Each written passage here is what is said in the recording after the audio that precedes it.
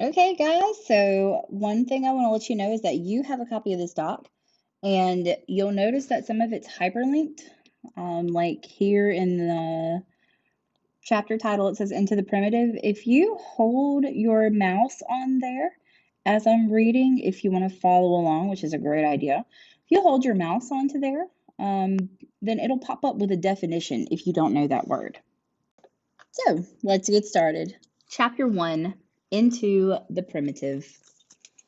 Buck did not read the newspapers, or he would have known that trouble was brewing, not alone for himself, but for every Tidewater dog, strong of muscle and with warm, long hair, from Puget Sound to San Diego. Because men, groping in the Arctic darkness, had found a yellow metal. And because steamship and transportation companies were booming the find, thousands of men were rushing into the Northland. These men wanted dogs, and the dogs they wanted were heavy dogs with strong muscles by which to toil, the furry coats to protect them from the frost. Buck lived at a big house in the sun-kissed Santa Clara Valley. Judge Miller's place, it was called. It stood back from the road, half hidden among the trees, through which glimpses could be caught of the wide, cool veranda that ran around its four sides. The house was approached by gravel driveways which wound about through wide, spreading lawns and under the interlacing boughs of tall poplars. At the rear, things were on even a more spacious scale than at the front.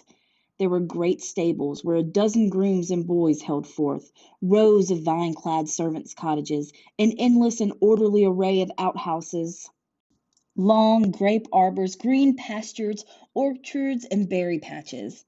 Then there was the pumping plant for the artisan well, and the big cement tank where Judge Miller's boys took their morning plunge and kept cool in the hot afternoon. And over this great demesne Buck ruled. Here he was born, and here he had lived the 4 years of his life. It was true, there were other dogs. There could not but be other dogs on so vast a place. But they did not count.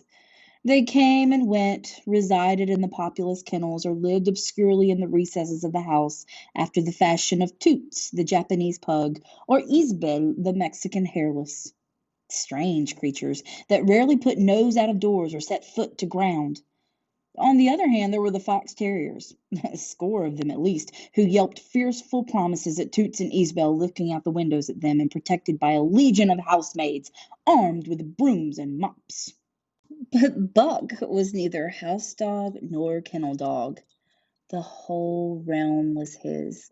He plunged into the swimming tank or went hunting with the judge's sons. He escorted Molly and Alice, the judge's daughters, on long twilight or early morning rambles.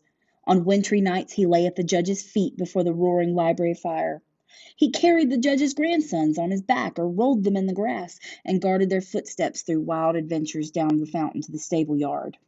And even beyond where the paddocks were, and the berry patches.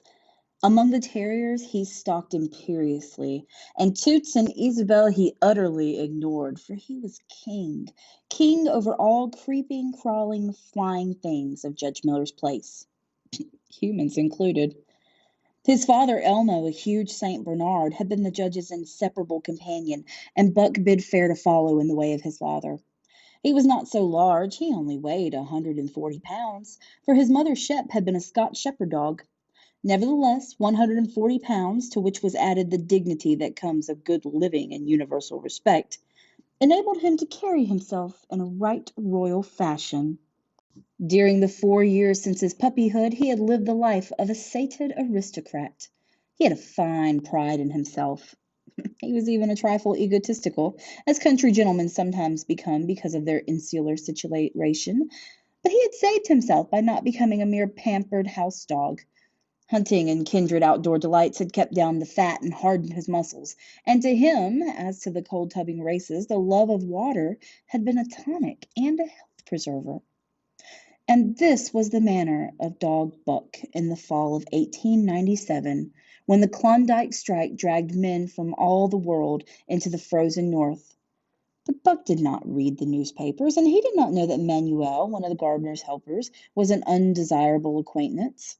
Manuel had one besetting sin. He loved to play the Chinese lottery. Also, in his gambling, he had one besetting weakness, faith in a system, and this made his damnation certain. For to play a system requires money, while the wages of a gardener's helper, Do not lap over the needs of a wife and numerous progeny. The judge was at a meeting of the Raisin Growers Association, and the boys were organizing an athletic club on the memorable night of Manuel's treachery. No one saw him and Buck go off through the orchard on what Buck imagined was merely a stroll. And with the exception of a solitary man, no one saw them arrive at the little flag station known as College Park. This man talked with Manuel, and money clinked between them. You might wrap up the goods before you deliver 'em, the stranger said gruffly. And Manuel doubled a piece of stout rope about Buck's neck under the collar. Twist it and you'll choke him plenty, said Manuel, and the stranger grunted a ready affirmative. Buck had accepted the rope with quiet dignity. To be sure, it was an unwanted performance, but he had learned to trust in men he knew and to give them credit for a wisdom that outreached his own. But when the ends of the rope were placed in the stranger's hand, he growled menacingly. He had merely intimated his displeasure, in his pride believing that to intimate was to command.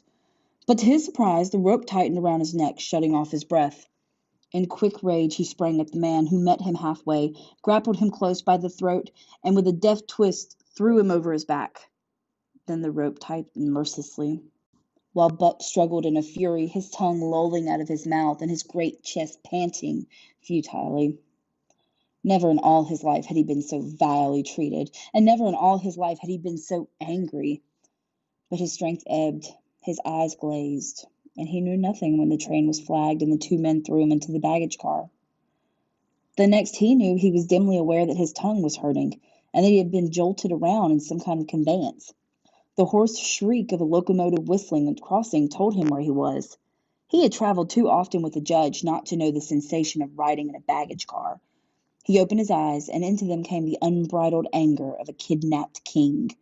The man sprang for his throat, but Buck was too quick for him. His jaws closed on the hand, nor did they relax till his senses were choked out of him once more. Yep, has fits, the man said, hiding his mangled hand from the baggageman, who had been attracted by the sounds of a struggle. I'm taking him up to the boss for Frisco. Crack dog doctor, he thinks that he can cure him. Concerning that night's ride, the man spoke most eloquently for himself, in a little shed back of a saloon on the San Francisco waterfront. All I get is 50 for it, he grumbled, and I wouldn't do it over for 1,000, cold cash. His right hand was wrapped in a bloody handkerchief, and the right trouser leg was ripped from knee to ankle. How much did the other mug get? The saloon keeper demanded. 100, was the reply. Wouldn't take a sow less, so help me. Well, that makes 150, the saloon keeper calculated, and he's worth it, for I'm a squarehead. The kidnapper undid the bloody wrappings and looked at his lacerated hand. If I don't get the hydrophobia, it'll be because you was born to hang, laughed the saloon keeper. Here, lend me a hand before you pull your freight, he added. Dazed, suffering intolerable pain from throat and tongue, with the life half throttled out of him, Buck attempted to face his tormentors. But he was thrown down and choked repeatedly till they succeeded in filing the heavy brass collar off from his neck. Then the rope was removed, and he was flung into a cage-like crate. There he lay for the remainder of the weary night, nursing his wrath and wounded pride. He could not understand what it all meant. What did they want with him? These strange men, why were they keeping him pent up in the narrow crate? He didn't know why, but he felt oppressed by the vague sense of impending calamity. Several times during the night he sprang to his feet when the shed door rattled open, expecting to see the judge or the boys at least. But each time it was the bulging face of the saloon keeper that peered in at him by the sickly light of the tallow candle. And each time the joyful bark that trembled in Buck's throat was twisted into a savage growl. But the saloon keeper led him along, and in the morning 4 men entered and picked up the crate. More tormentors, Buck decided, for they were evil-looking creatures, ragged and unkempt, and he stormed and raged at them through the bars. They only laughed and poked sticks at him, which he promptly assailed with his teeth, till he realized that that was what they wanted. Whereupon he lay down sullenly, and he allowed the crate to be lifted into a wagon. Then he, and the crate in which he was imprisoned, began a passage through many hands. Clerks in the express office took charge of him. He was carted about in another wagon. A truck carried him with an assortment of boxes and parcels upon a ferry steamer. He was trucked off the steamer into a great railroad depot, and finally he was deposited in an express car. For 2 days and nights this express car was dragged along at the tail of shrieking locomotives, and for 2 days and nights Buck neither ate nor drank. In his anger he had first met the advances of the express messengers with growls, and they had retaliated by teasing him. When he flung himself against the bars, quivering and frothing, they laughed at him and taunted him. They growled and barked like detestable dogs, mewed and flapped their arms and crowed. It was all very silly, he knew, but therefore the more outrage to his dignity, and his anger waxed and waxed. He did not mind the hunger so much, but the lack of water caused him severe suffering and fanned his wrath to fever pitch. For that matter, high-strung and finely sensitive, the ill treatment had flung him into a fever, which was fed by the inflammation of his parched and swollen throat and tongue. He was glad for one thing: the rope was off his neck. That had given them an unfair advantage, but now that it was off, he'd show them. They'd never get another rope around his neck. Upon that he was resolved. For 2 days and nights he neither ate nor drank, and during those 2 days and nights of torment he accumulated a fund of wrath that boded ill for whoever first fell foul of him. His eyes turned bloodshot, and he was metamorphosed into a raging fiend. So changed was he that the judge himself would not have recognized him, and the express messengers breathed with relief when they bundled him off the train at Seattle. 4 men gingerly carried the crate from the wagon into a small, high-walled backyard. A stout man with a red sweater that sagged generously at the neck came out and signed the book for the driver. That was the man, Buck divined, the next tormentor, and he hurled himself savagely against the bars. The man smiled grimly and brought out a hatchet and a club. "You ain't gonna take him out now?" the driver asked. "Sure," the man replied, driving the hatchet into the crate for a pry. There was an instantaneous scattering of the 4 men who had carried it in, and from safe perches on top of the wall they prepared to watch the performance. Buck rushed at the splintering wood, sinking his teeth into it, surging and wrestling with it. Wherever the hatchet fell on the outside, he was there on the inside, snarling and growling, as furiously anxious to get out as the man in the red sweater was calmly intent on getting him out. "Now, you red-eyed devil," he said when he made an opening sufficient for the passage of Buck's body. At the same time he dropped the hatchet and shifted the club to his right hand. And Buck truly was a red-eyed devil, as he drew himself together for the spring, hair bristling, mouth foaming, a mad glitter in his bloodshot eyes. Straight at the man he launched his 140 pounds of fury, surcharged with the pent passion of 2 days and nights. In midair, just as his jaws were about to close on the man, he received a shock that checked his body and brought his teeth together with an agonizing clip. He whirled over, fetching the ground on his back and side. He'd never been struck by a club in his life, and did not understand. With a snarl that was part bark and more scream, he was again on his feet and launched into the air. And again the shock came, and he was brought crushingly to the ground. This time he was aware that it was the club, but in his madness he knew no caution. A dozen times he charged, and as often the club broke the charge and smashed him down. After a particularly fierce blow, he crawled to his feet, too dazed to rush. He staggered limply about, the blood flowing from nose and mouth and ears, his beautiful coat sprayed and flecked with bloody slaver.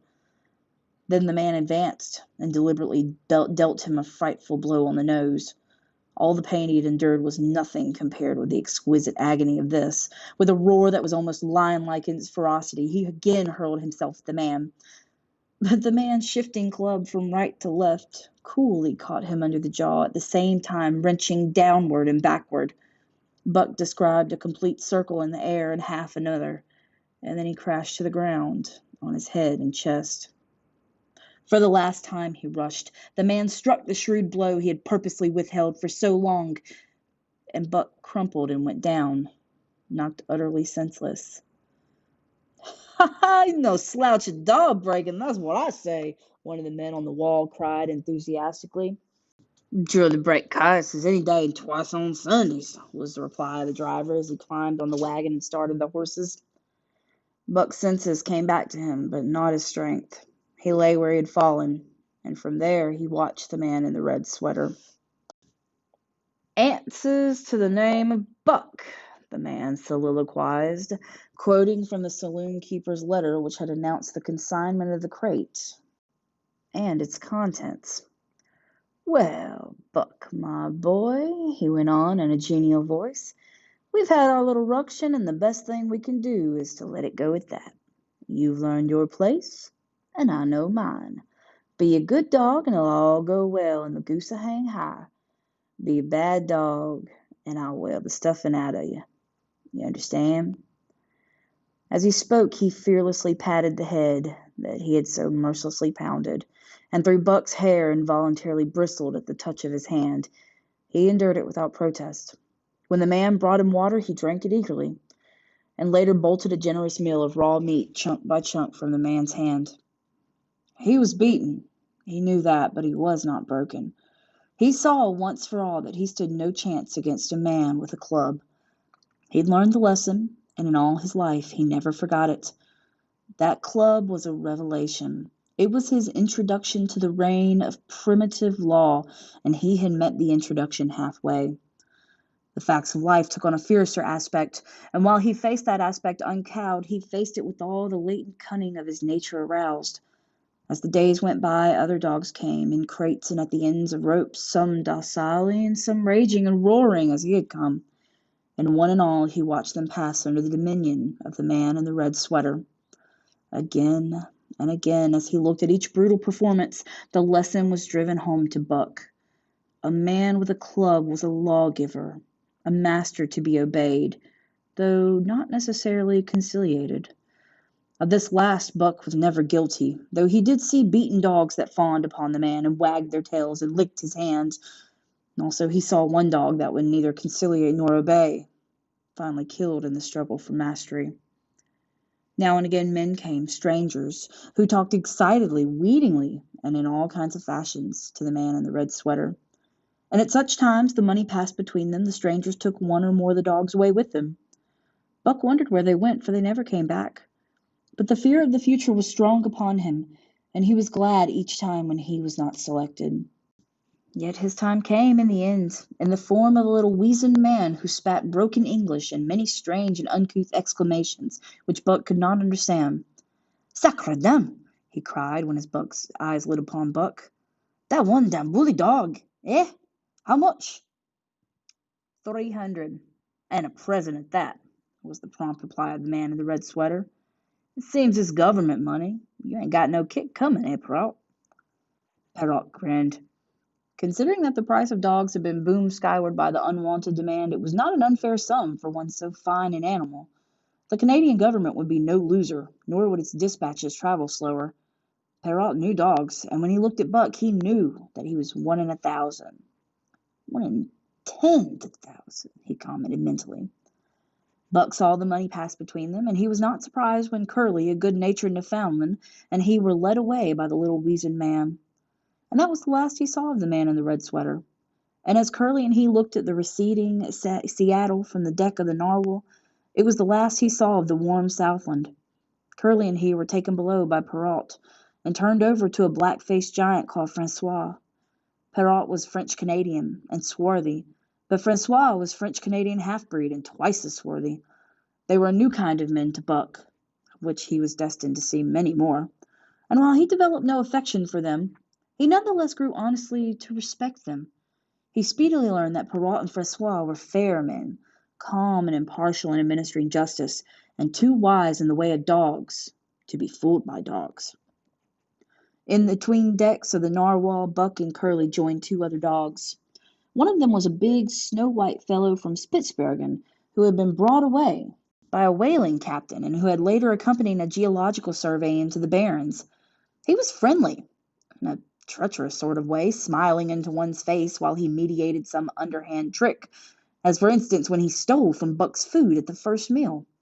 As Buck sprang to punish him, the lash of Francois's whip sang through the air, reaching the culprit first, and nothing remained to Buck but to recover the bone. That was fair of Francois, he decided, and the half-breed began to rise in Buck's estimation. The other dog made no advances, nor received any. Also, he did not attempt to steal from the newcomers. He was a gloomy, morose fellow, and he showed Curly plainly that all he desired was to be left alone, and further, that there would be trouble if he were not left alone. Dave, he was called, and he ate and slept or yawned between times and took interest in nothing, not even when the narwhal crossed the Queen Charlotte Sound and rolled and pitched and bucked like a thing possessed. When Buck and Curly grew excited, half wild with fear, he raised his head as though annoyed, favored them with an incurious glance, yawned, and went to sleep again. Day and night the ship throbbed to the tireless pulse of the propeller, and though one day was very much like another, it was apparent to Buck that the weather was steadily growing colder. At last one morning the propeller was quiet, and the narwhal was pervaded with the atmosphere of excitement. He felt it, as did the other dogs, and knew that a change was at hand. Francois leashed them and brought them on the deck, and at the first step upon the cold surface, Buck's feet sank into a white, mushy something very like mud. He sprang back with a snort. More of this white stuff was falling through the air. He shook himself, but more of it fell upon him. He sniffed it curiously, then licked some up on his tongue. It bit like fire, and the next instant it was gone. This puzzled him. He tried again, and with the same result. The onlookers laughed uproariously, and he felt ashamed, and he knew not why, for it was his first snow.